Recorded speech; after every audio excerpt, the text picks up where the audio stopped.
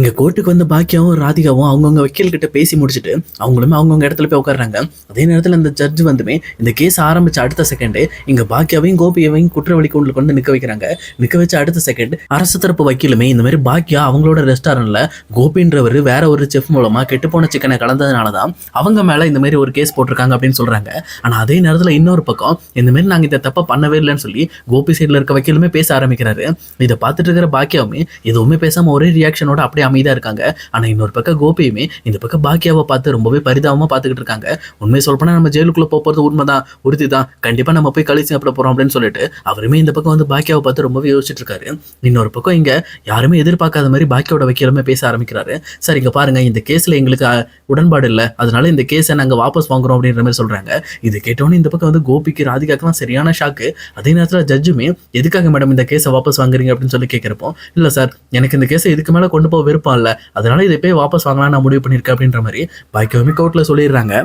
இதை கேட்டவுடனே ஜட்ஜுமே இருந்துகிட்டு இந்த கேஸை தள்ளுபடி பண்ணிடுறாரு. உடனே ரொம்ப சந்தோஷத்தோட கோபியுமே பாக்கியிட்ட வந்து ரொம்ப நன்றி பாக்கியா என்னை காப்பாத்தினதுக்கு அப்படின்ற மாதிரி தேங்க்ஸ் சொல்லிக்கிட்டு இருக்காரு. அப்போ இதை பார்த்துட்டு இருக்க ராதிகாவும் கொஞ்சம் கோபியோட ரியாக்ஷன்ஸ்லாம் மாறி இருக்கிறது கவனிச்சுட்டு, என்னாச்சு கோபி எதுக்காக நீங்கள் பாக்கியாட்ட இப்படி போய் பேசுறீங்க, அவங்க உடம்போட நிலைமையை பார்த்து தான் இந்த மாதிரி உங்களுக்காக பரிதாபப்பட்டு தான் இந்த கேஸை வாபஸ் வாங்கியிருப்பாங்க அப்படின்னு சொல்லி சொல்றாங்க.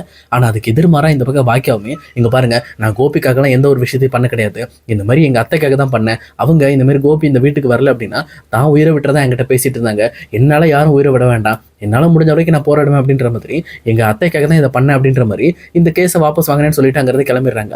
அதே நேரத்தில் எங்கள் வீட்டுக்கு போகிற வழியில் எங்கள் கோபியுமே எப்போ போல பாக்கியாவை பார்த்து அளந்துக்கிட்டே போகிறாங்க. பார்த்தியா பாக்கியாவுக்கு எவ்வளோ நல்ல மனசு பார்த்தியா, எங்கள் அம்மாக்காகவும் எனக்காகவும் இந்த கேஸே வாபஸ் வாங்கிட்டா பாரு அப்படின்னு சொல்லிட்டு ரொம்பவே சந்தோஷப்பட்டு இருக்காங்க.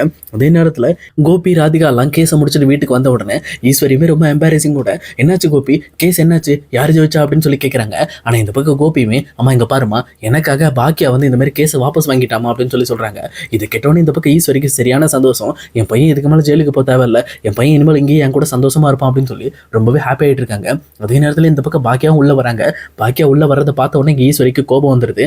ஏன் பாக்கியா, என் பையனை இந்த மாதிரிலாம் அலக்கழிச்சு அவனை கஷ்டப்படுத்தணுங்கிறதுக்காக நீ இதெல்லாம் பண்ணிக்கிட்டு இருக்க, உனக்கு ரொம்ப திமிர் ஏறிடுச்சு, பழைய மாதிரி நீ கிடையாது, ரொம்ப திமிரா நீ பண்ணிக்கிட்டு இருக்க நிறைய விஷயம் அப்படின்னு சொல்லி பாக்கியாவையும் திட்ட ஆரம்பிக்கிறாங்க. ஆனால் அதே நேரத்தில் இதை பார்த்துட்டு இருக்க கோபியுமே என்னம்மா பேசிட்டு இருக்கீங்க, பாக்கியாவை எதுக்காக திட்டிட்டு இருக்கீங்க, அவன் மட்டும் மனசு வைக்கலன்னா நாங்கள் ஜெயிலுக்குள்ளே போயிருப்பேன், ஆனால் அவன் மனசு வச்சதுனால தான், அது உங்களோட ஹெல்த்தை கேர் பண்ணி தான் அவன் என்னை வந்து வெளியில் எடுத்தா, உங்களுக்காகவும் எனக்காகவும் தான் அவன் இதை பண்ணியிருக்கா அப்படின்ற மாதிரி சொல்கிறாங்க. அதே நேரத்தில் இதை கேட்ட பாக்கியாவுமே எங்க பாருங்க, நான் வந்து என் அத்தைக்காக மட்டும் தான் பண்ணேன், வேற யாருக்காகவும் பண்ணலை, அது உங்களுக்காக கண்டிப்பாக கோபி, உங்களுக்காக நான் பண்ணவே கிடையாது அப்படின்ற மாதிரி சொல்லிட்டு அவங்களுமே அவங்களோட வேலையை பார்க்க உள்ள போயிடுறாங்க. உடனே இதை பார்த்தோன்னே இங்கே ஈஸ்வரியுமே என்னை மன்னிச்சர் பாக்கியா, அவனை நான் தப்பாக நினச்சிட்டேன் அப்படின்ற மாதிரி சொல்கிறாங்க. இந்த மன்னிப்புலாம் எனக்கு தேவையில்ல, பரவாயில்ல, நீங்கள் ரொம்ப கஷ்டப்பட்டீங்களா, அதான் உங்கள் கஷ்டத்துக்காக தான் என் கஷ்டத்தை எனக்குள்ளே வச்சுக்கிட்டு இந்த கேஸை நான் வாபஸ் வாங்கினேன் அப்படின்ற மாதிரி சொல்லிட்டு பாக்கியாவும் தன்னோட வேலையை பார்க்க போயிடுறாங்க. அதே நேரத்தில் இதை பார்த்துட்டு இருக்க கோபியுமே பாத்தியாமா பாக்கியாக்கு ஏமால எவ்வளோ அன்பு இருக்கு பத்தியா அப்படின்ற மாதிரி அவருமே ஈஸ்வரிட்ட பேசிட்டு இருக்காங்க. ஆனால் இதை பார்த்துட்டு இருக்க ராதிகாக்கு சுத்தமாக பிடிக்கவே இல்லை. சொல்லப்போனால் அவங்களுமே கோபியோட உடல்நிலையை கணக்கில் வச்சு தான் அந்த கேஸை வாபஸ் வாங்கியிருக்காங்க அப்படின்ற விஷயம் இங்கே ராதிகாக்கு புரியுது. பட் ஆனால் கோபி தன்னைத்தானே ஏதோ வந்து கற்பனை பண்ணிக்கிறாரு அப்படின்ற விஷயத்த அவங்க புரிஞ்சுக்கிறாங்க. அதுக்கப்புறம் எப்பவும் போல இந்த பக்கம் வந்து பொங்கல் ஆர்டருக்காக இங்கே பாக்கியவுமே வந்து பயங்கரமாக வந்து கஷ்டப்பட்டு இருக்காங்க. ஏன்னா பாக்கியோட ரெஸ்டாரண்ட் மேலே எந்த ஒரு தப்பும் இல்லை அப்படிங்கிறது கோர்ட்டில் வந்ததுனால இந்த பக்கம் அவங்களுமே எப்படியாவது நிறைய ஆர்டர் கொடுக்கணுங்கிறதுக்காக அவங்களுமே ரெடி பண்ணிட்டு இருக்காங்க. அதுக்கேற்ற மாதிரி பாக்கியோட ரெஸ்டாரண்ட்ல ஆர்டருமே குமிஞ்சுக்கிட்டு இருக்கு. அங்க இருக்கிற ஆட்களே பத்தாம ரொம்பவே கஷ்டப்படுறாங்க.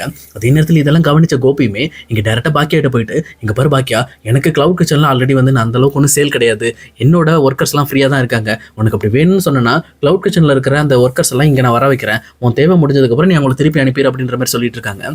இது கேட்டோன்னு இந்த பக்கம் பாக்கியா, இல்ல எனக்கு இப்போதைக்கு தேவையில்லை, அப்படி தேவைன்னா நான் சொல்றேன் அப்படின்ற மாதிரி அங்கிருந்து மூவ் பண்ணிடுறாங்க. ஆனா இன்னொரு பக்கம் இங்க வீட்டுக்கு வந்து எழிலுமே இங்க கோபி பேசிட்டு இருந்ததை கேட்டுட்டு, இங்க பாருமா, அவருக்காக நம்ம ஒரு ஹெல்ப் பண்ணியிருக்கோம், அதனால அவர் ஹெல்ப் பண்ணணும்னு நினைக்கிறாருன்னா அதை வாங்கிக்கமா, எப்போவுமே அதுக்கு ஒரு சைடு மட்டும் நம்ம ஹெல்ப் பண்ணிக்கிட்டே இருக்கக்கூடாது எப்போவுமே அப்படின்ற மாதிரி சொல்கிறாங்க. அதே நேரத்தில் செல்வியுமே, அக்கா ஆல்ரெடி ரெஸ்டாரண்ட்ல எக்கச்சக்க பிரச்சனை போயிட்டு இருக்குக்கா, நம்ம இந்த டைம்ல மட்டும் ஆர்டர் பக்காவாக ரெடி பண்ணி கொடுத்தோன்னா நம்ம ரெஸ்டாரண்ட் தாக்கா டாப்ல இருக்கும், அதனால எப்படியாவது ஹெல்ப்புக்கு ஆள் வேணுக்கா அப்படின்ற மாதிரி பேசுறாங்க. இவங்க ரெண்டு பேர் பேசுறதை கேட்ட உடனே இந்த பக்கம் பாக்கியாவே மனசு மாதிரி, சரி ஓகே நம்ம அப்போ கோபிக்கிட்டே ஹெல்ப் கேட்கலாம்னு சொல்லிட்டு டேரக்டாக கோபிக்கிட்ட போயிட்டு, கோபி என்ன மாதிரி எனக்கு உங்க கிளவுட் கிச்சனில் இருக்கிற ஒரு 5 ஸ்டாஃப்ஸ் மட்டும் எனக்கு ஒர்க்குக்கு வேணும், அவங்க மட்டும் வந்து எனக்கு ஹெல்ப் பண்ண சொல்லுங்க, இந்த மாதிரி முடிஞ்சு போறப்ப அவங்களுக்கு நான் சேலரி கொடுத்துட்றேன் அப்படின்ற மாதிரி பேசுறாங்க. ஆனால் இதை கேட்ட கோபியுமே, நீ எந்த ஒரு சேலரியும் கொடுக்க வேண்டாம், அவங்க ஹெல்ப்புக்கு வருவாங்க அப்படின்ற மாதிரி சொல்றாங்க. ஆனால் பாக்கியா கட்டன் ரேட்டா, இங்க பாருங்க கோபி, இப்படிலாம் இருக்கக்கூடாது, எதா இருந்தாலும் சரி உதவிக்கு ஆள் வந்தாங்கன்னா கண்டிப்பா உங்களுக்கு நான் சம்பளம் கொடுத்துருவேன், இந்த மாதிரி விஷயங்கள்லாம் நீங்க என்கிட்ட வந்து ஆர்கியூமெண்ட் பண்ணாதீங்க அப்படின்னு சொல்லி கோபியுமே தடுக்கிறாங்க. அதே நேரத்தில் கோபியுமே ஓகே பாக்கியா நீ சொன்னா சரிதான் அப்படின்ற மாதிரி இங்க பாக்கியா சொன்னதுக்கு எல்லாத்துக்குமே சரி சொல்லிட்டு இருக்காரு. இன்னொரு பக்கம் இதெல்லாம் பார்த்துட்டு இருக்க ராதிகாக்கு கோபி மேல கொஞ்சம் கொஞ்சமா கோபம் வர ஆரம்பிக்குது. உடனே அவங்களுமே கோபியை தனியா கூப்பிட்டு, என்ன கோபி நீங்க பாக்கியாட்ட பேசுற விஷயம் எதுவுமே சரியில்லையே, நீங்க பேசுறத பார்த்தா எனக்கே வந்து ரொம்பவே கோபம் வர மாதிரி இருக்கு, எதுக்காக நீங்க பாக்கியாட்ட ரொம்பவே ஃபிளர்ட் பண்ற மாதிரி பேச ஆரம்பிக்கிறீங்க, அவங்க கரெக்டா தானே பேசுறாங்க, ஏன் நீங்களும் கரெக்டா பேச மாட்டேதானேன்னு சொல்லி இவங்க கோபி மேல கோவப்பட ஆரம்பிக்கிறாங்க.